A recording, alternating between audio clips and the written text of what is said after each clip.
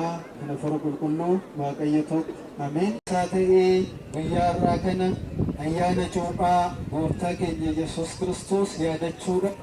Bakka kanatti kan walitti nu qabe Waaqayyoof ulfinniif galanni haa ga'u jedhaatii yoo tokko galateeffadhaatii gara barnootaatti deema. Ammuma fe'illeen yeroon isaa faataa ta'us yeroon isaa yeroo gammachuu ta'uu baatulleen ayyaanichi immoo guyyaa ayyaana gammachuu guddaati waan ta'eef rakkoo keessas jiraannee gammachuu keessas jiraannee yeroo hundumaa Waaqayyoof galata galchuun barbaachisaadha waan ta'eef ammas si'a tokko waliin galateeffadhaatii.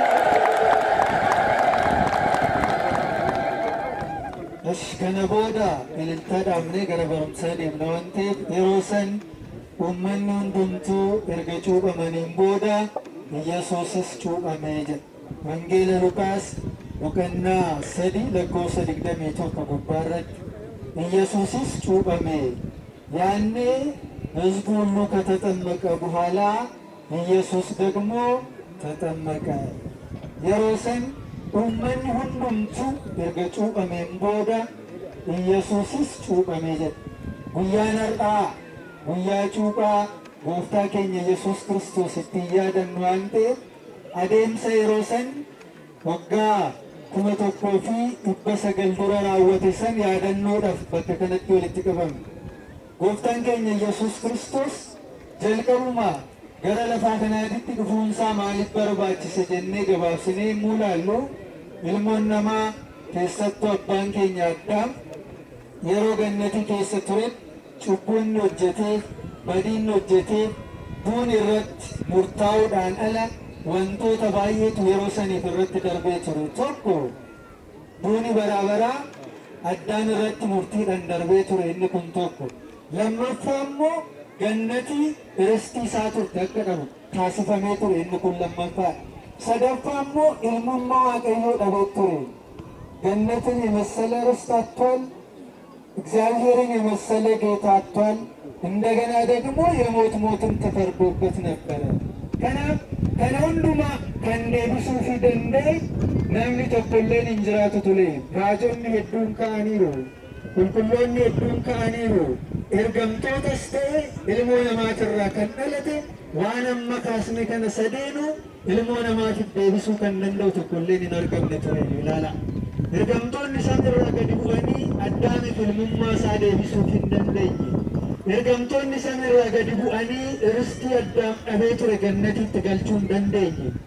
Ergamtoonni isaanirraa gadi bu'anii Waaqa wajjin walitti araarsanii gooftummaa Waaqayyoo beekee ijoollummaa Waaqayyoo akka argatu gochuu hin dandeenye.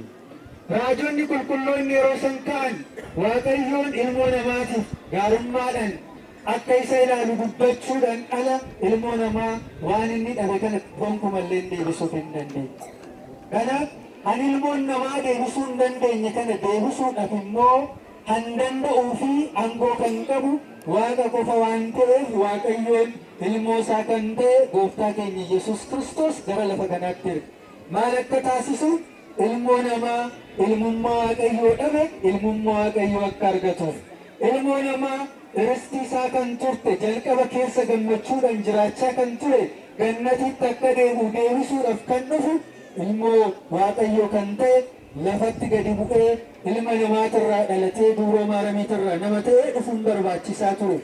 Kana qofaa miti ilmoo namaa duunitti murtaa'ee ture sanis du'a isaa irraa haguudhaaf kan danda'u isa qofa waan ture gooftaan keenya Yesuus Kiristoos samiirraa bu'ee haadha teenya dubroo maaramiirraa dhalatee lafa kanarra deddeebi'uun barbaachisaa ture.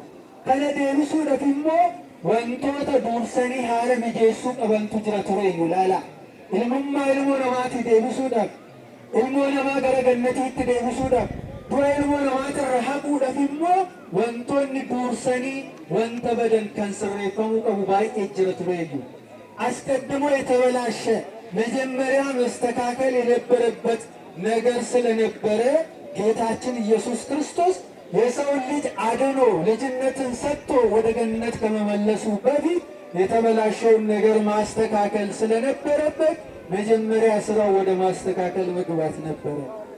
isa tabalashee yookiin badee ture san sirreessuu ture. Isa keessaa tokko maalinni gaafa jennu isa guyyaa irraa raawwate kana ture. Maaltu badee, maaltu daandii gadhiisee, maaltu karaa gadhiiseeti gooftaan keenya gara kanatti dhufee tooyi cuuphamuun kan barbaachise gaafa jennu immoo isa kanaaf ka'umsa kan nu ta'u guyyaa irraa kana waan raawwate ture.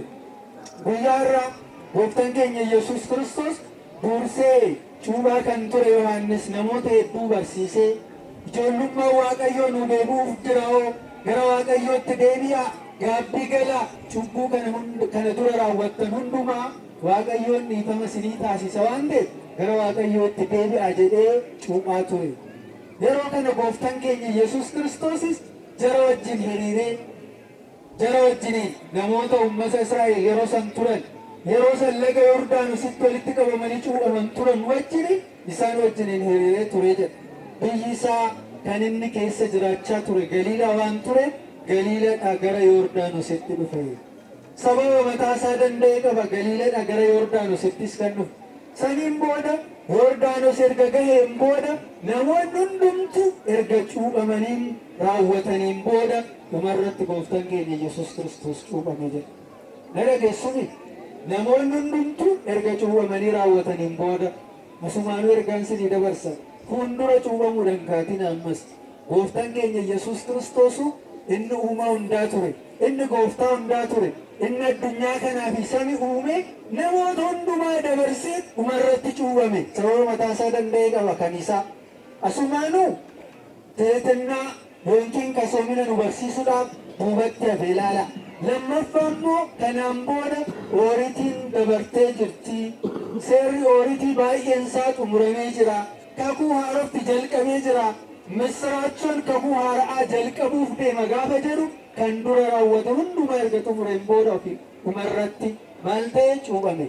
Lammaffaa immoo namoota dhiibnee dabarsinee fuulduratti kaannee akka hin cuuphamne hiriira keenya eeggannee yoo danda'ame duubatti hafnee cuuphamuu akka qabnu nu barsiisuudhaaf inni maal ta'e dhumarratti cuuphamee jedha. Saniin booda gaafa cuuphamu eessatti cuuphame gaafa jennu laga Yordaanos keessatti ture. Sababumti inni Galiilaadhaa gara Yordaanositti dhufee laga Yordaanos keessatti cuuphame maali gaafa jennu isa duratti kaasaa turre saniif deebii nuu ta'a jechuudha. Wantoota badan keessaa tokko ilmoon namaa hojii isaatiin kan dhabe caalaa maalummaasa ijoollummaa yookiin ilmummaa Sillaasee ilmummaa Waaqayyoo cubbuu isaatiin kan dhabe caalaa gabrummaa jalatti buleemmoo kufee ture. Saaxinaa'el jalatti kufee ture. Si'oolii keessatti Saaxinaa'el gaafa makaraa itti baay'isu, gaafa gidiraan itti baay'atu, gaafa rakkoon itti baay'atu maaloo maalan si balleesse kan hundumaa kan na rakkistu, kan hundumaa kan na gidirstu, kan hundumaa makaraa hedduu kan natti baay'istu maaliif jedhee gaafa gaafatu as jedheeni ture Saaxinaa'el. Kan hundumaa akkan sirraa salphisu yoo barbaadde ani gabricha keetii haadhi manaa immoo garbittii keeti jedhaati mallatteessaa naa kennaa jedheeni ture. Mallattoon kun immoo barreeffamee dhagaa gubbaarratti tokkoon isaa gara Si'oolii tokkoon isaa immoo laga Yordaanos keessatti awwaallamee akka ture kitaaba qulqulluu Phaawulos barreesse kitaaba Qolaasiyaas boqonnaa 2:14 gubbaarratti arganna. Laala maal jedhamee barreeffamee ture?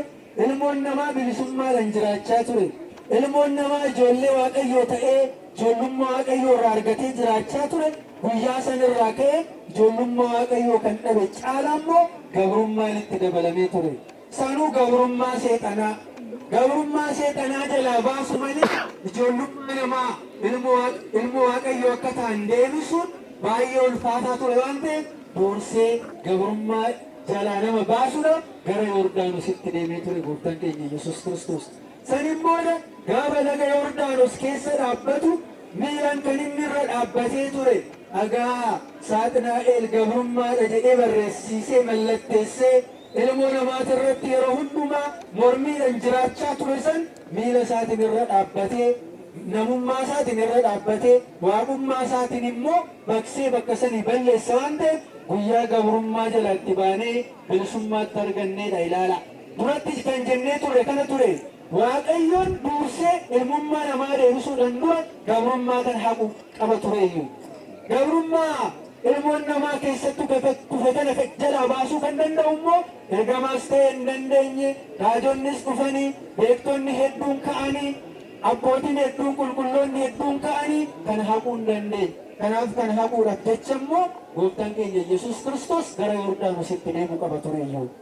Abbootiin garaagaraatiin Yordaanositti akka cuuphamuu qabus kaasaa turan. Wantoonni daaqonoonni amma ammaatti misbaakiidhaan lallabaatii turan faaruudhaan faarfachaatii turan Yordaanositti gooftaan keenya dhaqee bakka sanitti akka cuuphamu kan labsamaa ture. Faarfannaa Daawit boqonnaa 103 faarfannaa Daawit boqonnaa 73 kan isaan lallabaa turan faarfannaa Daawit boqonnaa 28 kun hundi isaa kan faarfamaatii ture. Maal inni gaafa jennu gooftaan keenya Yesuus Kiristoos gara Yordaanositti akka inni deemu.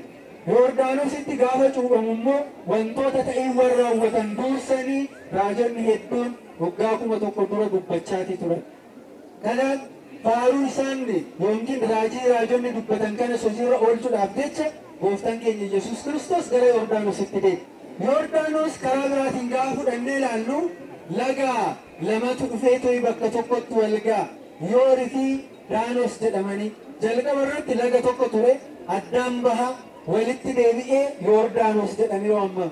Gooftaan keenya Yesuus Kiristoos kan inni cuuphame lagni sun bakka inni tokko jedhee jalqabus miti, bakka inni itti addaan ba'es miti, bakka lagni lamaanitti wal tuqan gubbaarra dhaabbatee cuuphame ture.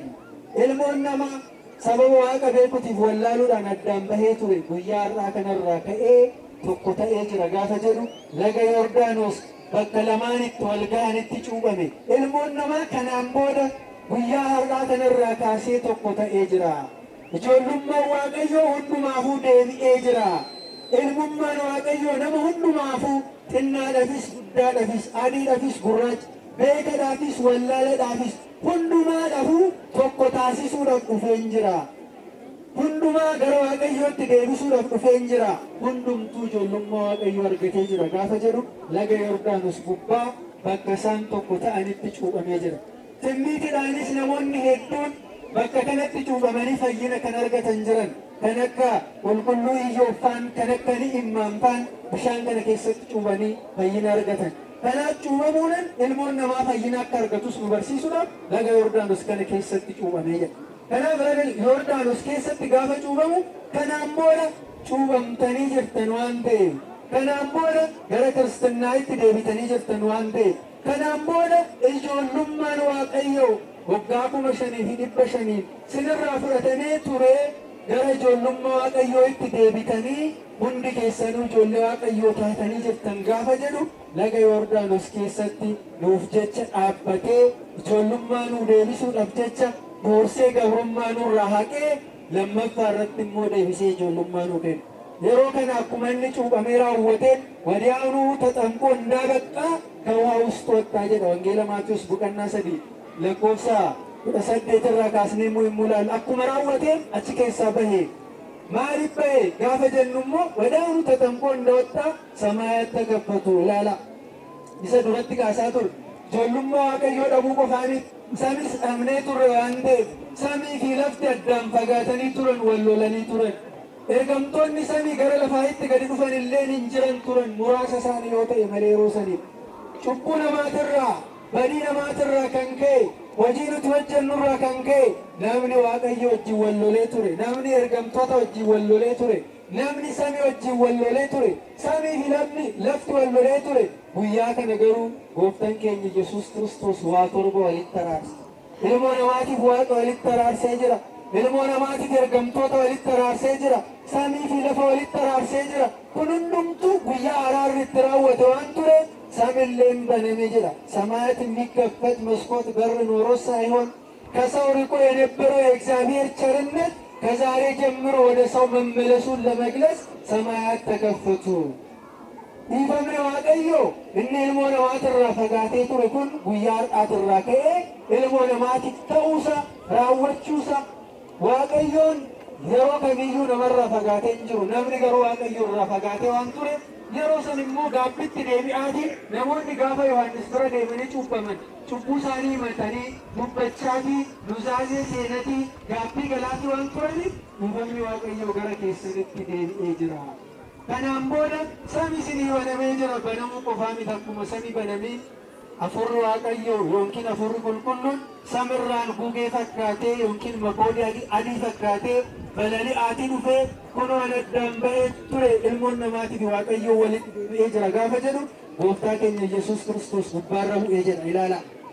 Samirra ammoo Waaqayyoon ilmoon ani jaaladhu kunoo isa dhagahay የምወደው ልጄ ይህ ነውና እርሱን ስሙት ብሎ ከሰማይ አብ ቃል ተናገረ። መንፈስ ቅዱስ እየበረረ መጥቶ በጌታችን በኢየሱስ ክርስቶስ አናቱ ላይ አረፈ። ጌታችን መድኃኒታችን ኢየሱስ ክርስቶስ ደግሞ በዮርዳኖስ ተጠመቀ። ሰዴኑ አፉረ ቁልቁሉኒስ ጎፍታን ኬኛ ኢየሱስ ክርስቶሲስ አባኒስ ስላሴን ኢሌን ጉያ እችቲን ጉዳን ilmoo namaatti mul'ate ta'uusaa laaluun barbaachisaa ሰማይ ተከፈተ ሲባል እስከ ዛሬ የማይታወቀው በግልጽ ያልታየው የስላሴ ምስጢርም የተገለጸበት ዕለት ስለሆነ ነው። ሰሚ በነሜራ ጋፈ ጀሩ እችቲን ስላሴ ilmoo namaatti guyyaatti mul'ate waaqayyoon sadummaa tokkummaa isaatis yerootti argisiise. Gooftaan keenya Yesuus Kiristoos cuuphamaati Hafuurri Qulqulluun wajjin jiraachuu argisiisudha. Samirraa balali'ee dhufee gara ilmoo namaatti gadi dhufuusa abbaan immoo samirra taa'ee ilmoon koo kanan ani jaaladhu waan inni isinitti guyyaa kanarraa kaasaa dhagahaa wangeela misiraachoo isin barsiisuuf deema. Ilmummaa Waaqayyoo isiniif deebisuuf gara keessanitti dhufee jira. Hamma har'aatti kadhachaatii kan turtan maaloo maanuurraa akkatte jechaatii gaafachaatii kan turtan gara Waaqayyootti deebi'uu jirtan waan ta'eef gammachuudhaan simadhaa gaafa jedhu gaafa dubbatu samirraalleen erga tokko iccitiin mul'atee sagalee Waaqayyoo guyyaatti dhaga'ame waan ta'eef guyyaa iccitii guddaa waan ta'eef guyyaa kana walitti qabamnee kabajna jechuudha. Kanaaf guyyaan kun maaliif gaafa jennu gabaabumaan gabrummaa keessaa guyyaatti ba'an ijoollummaan Waaqayyoo sillaasee guyyaatti nu deebi'e. Saniin booda Waaqayyoon wajjin jiraachuusaa argisiisuudhaaf sagalee isaa guyyaatti nutti dhageechise. Hafuurri Qulqulluun wajjin jiraachuusaa argisiisuudhaaf samirraa gara nu wajjin jiraachuusaatiif gabrummaa jala nu baasuudhaaf Yordaanos keessatti argamee guyyaatti cuuphameedha. Kanaaf maal yaadachuun barbaachisaadha gaafa jennu isa kana sirriitti yaadachuun barbaachisaadha. Gooftaan keenya gabrummaa jala nu baasee jira.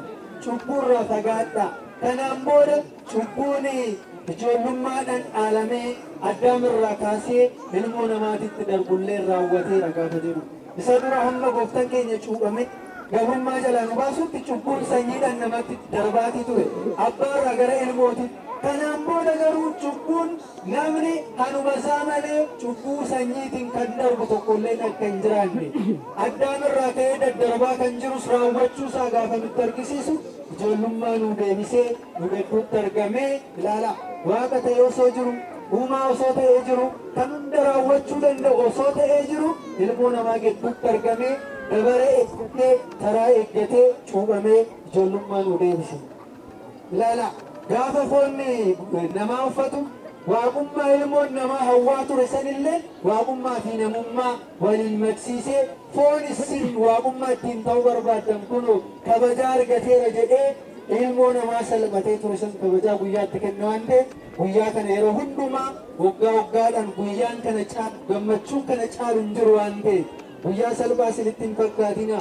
Waggaa 5,500 ol gabrummaa keessaa guyyaatti baane waan ta'eef cubbuu ilmoo namaatti daddarbaa ture guyyaatti obbaafanne waan ta'eef seexana jalaa baanee bilisummaa guyyaatti arganne waan ta'eef yeroo hundumaa waggaadhaan yaadannaa. Yaadannoo kanaaf immoo abbootiin kadhannaadhaanis ta'e barumsaanis ta'e waan hundumaadhaan iyyuu guyyaa kaleetirraa kaasee itti fufanii waan hundumaadhaan geggeessaa turan waan ta'eef nunis gidduutti argamnee kabajuun barbaachisaadha waan ta'eef guyyaa kana kabajna. Waaqayyoon kanaan nu ga'e ulfinniif galanni isaaf haa ta'u. Ani gidduutti argamee nu barsiisa.